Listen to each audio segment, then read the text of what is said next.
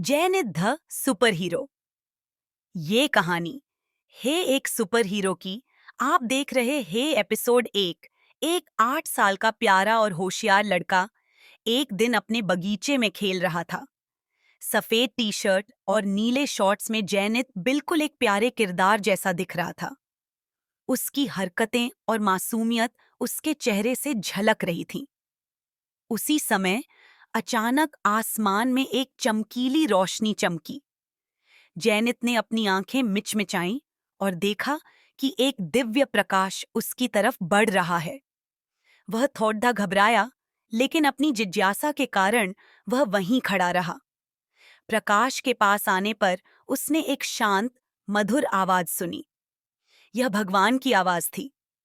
भगवान ने कहा, जैनित, तुम बहुत बहादुर और नेक दिल लड़के हो, इसलिए मैं तुम्हें एक खास सुपर पावर देने जा रहा हूं जो तुम्हें लोगों की मदद करने में काम आएगी। लेकिन याद रहे, इस शक्ति का इस्तेमाल हमेशा भलाई के लिए ही करना।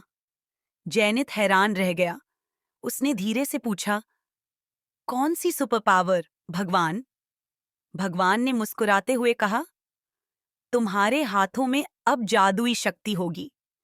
तुम किसी भी चीज को छूकर उसे ठीक कर सकते हो, चाहे वो चीज टूटी हो या कोई व्यक्ति बीमार हो। जैनित ने उत्साह से भगवान को धन्यवाद दिया। उसकी आंखों में चमक थी और वह अपनी नई शक्तियों को आजमाने के लिए बेहद उत्सुक था। भगवान ने कहा, याद रखो, शक्ति के साथ जिम्मेदारी भी आती है। इसका उपयोग सोच समझकर करो। इस तरह जैनित की सुपर हीरो बनने की यात्रा शुरू हुई। अब जैनित की जिंदगी पूरी तरह बदलने वाली थी। अगले एपिसोड में आप देखेंगे जैनित की पहली सुपर पावर का इस्तेमाल जल्द ही आ रहा है। जैनित द सुपर हीरो एपिसोड 2।